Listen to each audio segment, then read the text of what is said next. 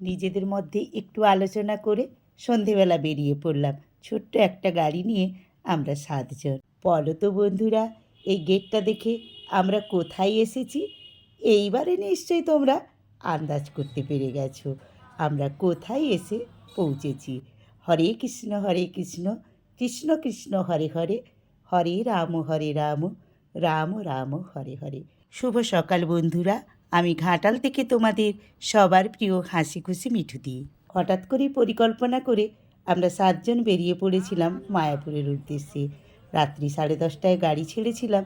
ঠিক ভোরবেলা নয়, রাত্রি 2:30টায় আমরা পৌঁছে গিয়েছিলাম। ওখানে গিয়েই একটা হোটেল নিয়ে নিয়েছিলাম 2টো রুম। তো তারপরে আমরা একটু বিশ্রাম নিয়ে ভোর 4টায় চলে এলাম মঙ্গল আরতি দেখার উদ্দেশ্যে। মঙ্গল আরতি দেখা হয়ে যেতে আমরা চারিপাশটা ভেতরে দেখে নিলাম। তারপরে ভোরের আলো ফোটার অপেক্ষায় ছিলাম। গেটের সামনে বেরিয়ে এসে এই যে দেখো আমাদের মতো কত ভক্ত এসে হাজির হয়েছে।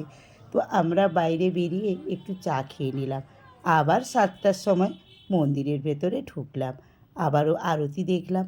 মন্দিরের বাইরে দেখো কেমন গরু পুজো চলছে, গোসেবা। মন্দিরের পেছন দিকটা হয়ে আমরা পায়ে হেঁটে চারিদিকটা ঘুরে ঘুরে দেখছিলাম। খুবই সুন্দর লাগছিল। এর আগেও আমি 2বার গেছি, কিন্তু এইরকম ভোরের আলোয় মন্দিরের চারিদিকটা ঘুরে ফিরে দেখা হয়নি। ভারী সুন্দর লাগছিল ভোরের এই আলোতে, স্নিগ্ধ লাগছিল মন্দিরটাকে। কী যে ভালো লাগছিল। তাই চারিদিক থেকে দেখো মন্দিরের ছবি নিয়ে তোমাদের সঙ্গে শেয়ার করেই চলেছি। তো হ্যাঁ বন্ধুরা, আমরা এরপরেই না ওখানে এখন টোটো পাওয়া যাচ্ছে ভেতরে। আমরা একটুখানি পায়ে হেঁটে টোটো নিয়ে চলে গিয়েছিলাম গোশালা। এর আগেও যে এসেছি, এই গোশালাও আমার দেখা ছিল না। তো এইবারে ভাবলাম চলো গোশালাটা দেখে নেওয়াই যাক। অনেকটা দূরে, তাই টোটো নিয়ে চলে গিয়েছিলাম। তোমরা হয়তো ভাবতে পারো গোশালা আবার দেখার কি আছে। না বন্ধুরা, তোমরা আগে যারা যাওনি তারা অবশ্যই গোশালাটা দেখে আসো। বিশাল আকার গোশালা, আর গরুগুলো দেখো কত বড় বড় আর কি মোটা মোটা শিং।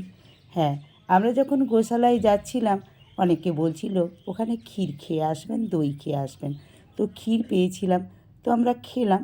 সত্যি কথা বলতে কি, আমার মোটামুটি লেগেছে। খুব যে সুন্দর লেগেছে তা কিন্তু নয়। দেখো চারিদিকটা ঘুরতে ঘুরতে আমরা সমাধি মন্দিরের সামনে হাজির হয়ে গেলাম। প্রভুপাদ সমাধি মন্দির। আমি আশা করছি তোমরা যারা এই মায়াপুরে এসেছো তারা প্রত্যেকেই এই সমাধি মন্দির দর্শন করেছো। কারণ এই সমাধি মন্দির দর্শন না করলে মায়াপুর দর্শন সম্পূর্ণ হয় না। চারিদিকটা দর্শন করতে করতে বাইরে বেরিয়ে এসে টোটো নিয়ে চলে যাব মায়াপুর সাইট সিনে। তো প্রথমেই চলে এলাম নিমাইয়ের জন্মস্থান। দ্বিমত আছে ঠিক, তো মায়াপুরের এই যে নিম গাছের তলা, এই নিম গাছের তলায় নিমাইয়ের জন্ম হয়েছিল এটাই কথিত আছে। আমরা একটু একটু করে সাইট সিনগুলো দর্শন করছিলাম। এই ষড়ভুজ বিগ্রহটা দেখো কত সুন্দর, তাই না? চাঁদ কাজের সমাধিস্থলে এসে দেখলাম গেট বন্ধ। বাইরে থেকে একটু ছবি নিলাম। তারপরে এলাম জগন্নাথ মন্দিরে। এখানে এসে বিদেশিনীদের কণ্ঠে হরে কৃষ্ণ নাম সংকীর্তন শুনে আমরা চলে এলাম বল্লাল সেনের ঢিপিতে। এটা আমার আগে দেখা ছিল না, আর আমার তো পুরনো জিনিস ভীষণ ভালো লাগে। তাই আমার কাছে এই দর্শনীয় স্থানটা ছিল সবচেয়ে সেরা। হয়তো এখানে এসে কিছু দেখার নেই, কিন্তু কেন জানি না আমার এই পুরনো জিনিসগুলো ভীষণ করে টানে আমাকে। তাই চারিদিকটা ঘুরতে ফিরতে নিজের ভাবনায় ডুব দিয়ে এই খনন কার্যকে উপভোগ করছিলাম। হরে কৃষ্ণ।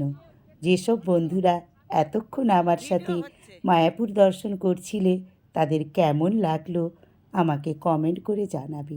ভালো লাগলে লাইক শেয়ার করে দেবে। তো নতুন বন্ধুরা ঝটপট আমার চ্যানেলটাকে সাবস্ক্রাইব করে দাও তো। হ্যাঁ, আজকের ভিডিওটা আমি এখানেই শেষ করছি। পরবর্তী ভিডিও নিয়ে আসছি আমার নবদ্বীপ দর্শন। তো চলো একসাথে সবাই বলি হরে কৃষ্ণ কৃষ্ণ কৃষ্ণ হরে হরে, হরে রাম রাম রাম হরে হরে। ধন্যবাদ।